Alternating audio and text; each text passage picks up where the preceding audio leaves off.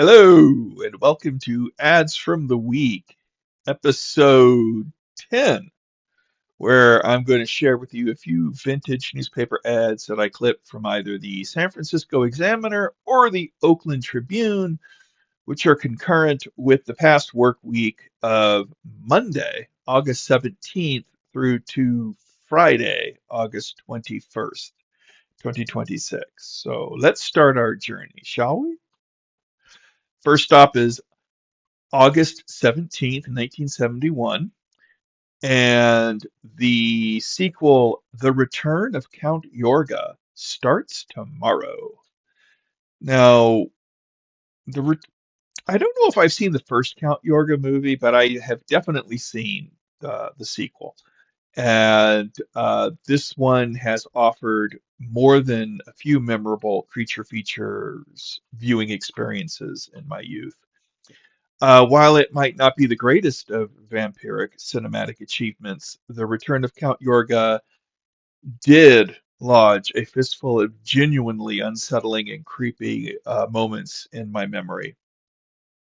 Of interest to buffs will be that the film's female lead was none other than Marriott Hartley, who had been and continues to be a rather ubiquitous presence on television programming and movie screens from the 1960s up through until 2024.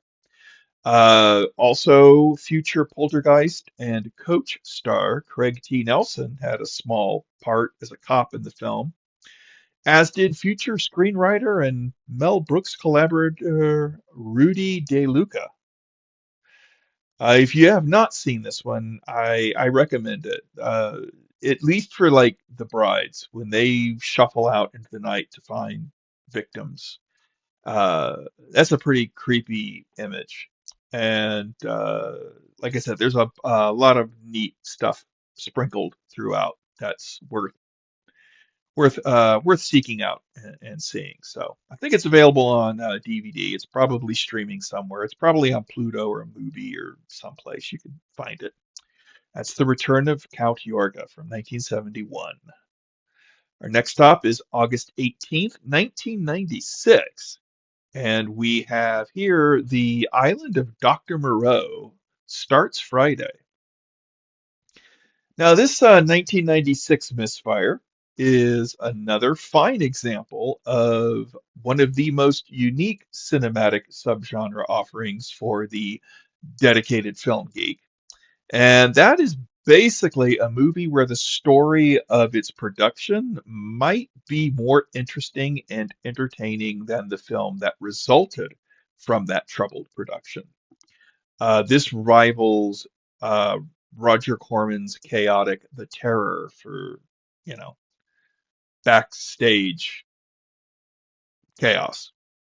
This began as Richard Stanley's first Hollywood production, following the independent successes, or at least the independent success of his killer robot film, Hardware. And then he did the cult, I think it's a shapeshifter thriller, Dust Devil. And this was supposed to be his step into, studio productions. But he was fired from the production a few days into filming. And John Frankenheimer was brought in to kind of like steer the ship uh, into port. And well, it was chaos on the set because you had Marlon Brando and you had Val Kilmer doing whatever it was they were doing, and rewrites and reshoots, and just, the movie's a messy and uneven patchwork, the highlight of which has to be, I think, the makeup effects. For full details on the chaos, I heartily recommend watching David Gregory's documentary Lost Soul: The Doomed Journey of Richard Stanley's Island of Dr. Moreau. It's a great documentary, and one that I think is every bit as fascinating and confounding as Hearts of Darkness, a filmmaker's Apocalypse. In fact, I think they probably make a great double bill. The major difference between the two being that Apocalypse Now survived its production to become a critical and commercial hit, while The Island of Dr. Moreau did not. The big surprise uh, here when I uncovered and researched this ad for here was learning or discovering that David Thewlis had played the shell-shocked protagonist Edward Douglas in the film. He would go on to be in the Harry Potter movies and on Fargo, and he played, I think, Ares. Oh, that's a spoiler in the first Wonder Woman movie, and that with Gal Gadot. And yeah, he's a very familiar face now, but back then I don't think he was all that familiar. His performance in the film did lead me to make an observation to a friend that throughout he looks palpably disgusted and seems to be trying to wish himself to be any other place than where he is. Um, Even now, I can't tell if that was a performance choice or just an actor knowing that he was trapped in a doomed or horrible situation. But yeah, the movie's definitely it's one of those misfires that's worth watching at least once. But I don't think the first and best adaptation of The Island of Dr. Moreau, which was Island of Lost Souls with Charles Laughton and Bela Lugosi. I don't think that one's ever going to be surpassed. That, yeah. Okay, we're going to shoot forward now. No, we're shooting back 6 years to August 19th, 1990. And Sam Raimi's Darkman opens Friday. Now, I'm sure that Darkman is probably, I'm safe to say that it is my all-time favorite Sam Raimi movie. Um, I think it's the almost perfect blending of the operatic angst of the eternally suffering masked and traumatized superhero, coupled with the high energy slapstick of the Three Stooges, and it's covered with just the slightest bit of dusting of gothic horror. And I love this movie from frame one. From the first I saw it, I just got the most wonderful memories of seeing this and loving this movie. It is just I knew I was in for a treat at the very beginning when I saw the late Jesse Lawrence Ferguson, who I recognized from John Carpenter's Prince of Darkness, kicking off the film in a small but nonetheless very important role of Eddie Black. Uh, and that warmed my heart. And you couple that with my eagle eye spotting director William Lustig in a mob of menacing dockhands, and I knew that Raimi was not turning his back on his horror franchise roots that had catapulted him into the Hollywood system. According to lore, I would have to fact check this, but I think Raimi originally wanted to make a shadow film, and he could not, so he basically retooled it into Darkman, which I think was a superior movie. It's like again, it's just really fun. It's a great ride, and it showed that I think somebody at Sony saw this and they were like, "Yeah, this guy would be good for a Spider-Man movie. I think he really understands the aesthetics of the comic book um, movie," and he did. And yeah, it's a great movie. Take the elephant.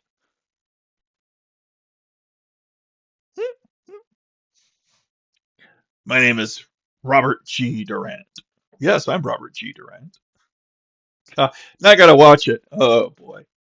All right, August 20th, 1998. Looks like we're in the 90s a lot. We have Blade starting tomorrow. Now, the official kickoff for what would become the Marvel Cinematic Universe would be taking at least another decade to appear with Iron Man in May of '98, I think it was. No, May of 2008. Sorry, misspoke there. Um, but I think the success of Blade, uh, commercially and critically, helped pave the way for it, very much showing that there was plenty of box office gold to be mined from the publisher's lesser known, quote unquote, characters, at least in regards to general audience or movie going audiences' awareness of these characters at that time, than was originally believed possible. Um, I think the movie is a fun and entertaining introduction to the character of Blade that most likely will never be surpassed in my lifetime. I don't think, it strikes the right level of goofiness and seriousness. It works. Um, but I think one of the big problems and why it won't be surpassed is that the current regime at Marvel Studios seems reticent to lean too far into the Bronze Age horror stuff with what should be the necessary and unapologetic zeal. I have a memory of when, after the first Doctor Strange ended, Scott Derrickson and I think Kevin Feige were at a press conference or doing something, and Derrickson mentioned that he wanted the next Doctor Strange movie to be more of a horror film than an adventure film, and Feige was kind of like, well, maybe not too much of a horror film. So I think that is why Feige could not wrestle Blade into a format. Um, it also explains why the movie Doctor Strange in the Multiverse of Madness did, even though it was directed by Raimi and had a lot of Raimi's energy and zest, it just didn't, it fell short of really being impactful. Um, but, one would have thought that the success of the R-rated Deadpool trilogy at time of posting here, would have given the regime's backbone some much needed calcium, but that did not happen. And that long delayed introduction of Blade into the Marvel Cinematic Universe withered and died on the creative vine, which is unfortunate. I mean, I thought for a minute when Werewolf by Night appeared on Disney Plus that they may have cracked the horror nut for the cinematic universe, but I just don't think I just don't think there's a way to do a PG-13 Blade, even though, it's a Marvel comic and it's a comic and it's vampires and horror trappings, and I don't think it would be like a situation that happened with Peter Jackson's The Frighteners, where they just didn't. The MPA was just like, we're not going to give this a PG-13 rating. This thing is going to be rated R no matter what you do. And I just don't think that, for whatever reason, those in charge um, aren't all that interested in pursuing that, obviously. And that's too bad. But we've got the first two Blade movies and the third if you're really hard up for a Blade movie. Interestingly enough, Blade Trinity was the only one I saw on the big screen. And on that note, we're going to go to our final stop, which is 15 years in the past from 1998. It's August 21st, 1983. And the comedy Strange Brew starts Friday. Beauty. Yeah, it's Bob and Doug McKenzie's big screen adventure, eh? And yeah, it was hilarious, and it is, it's got science fiction and a little bit of gothic horror with like the castle. and whatnot, but and like science fiction, mind control brew and whatnot. But yeah, don't be a knob. See this movie. It's really good.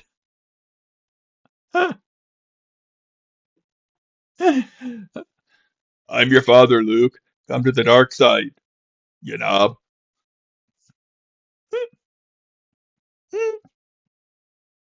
The beer tanks. I gotta be so bad I can taste it.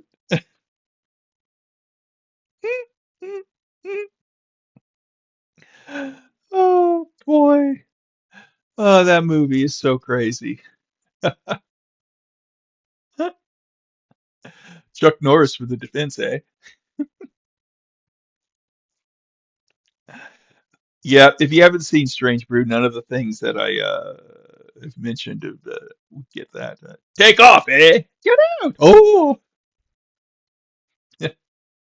sorry, I'm just going to randomly quote Strange Brew at people, but yeah, it's worth seeing, uh, and it's a great little oddball comedy that deserves a watch. And we have reached Friday and the end of the week for this little journey down memory lane. And thank you as always for joining me. And I look forward to the next week where we'll be going down another five or so ads clipped from the San Francisco Examiner, the Oakland Tribune, and we'll see what we find there. Okay. Until next time, let's all try and have some fun. All right. Bye.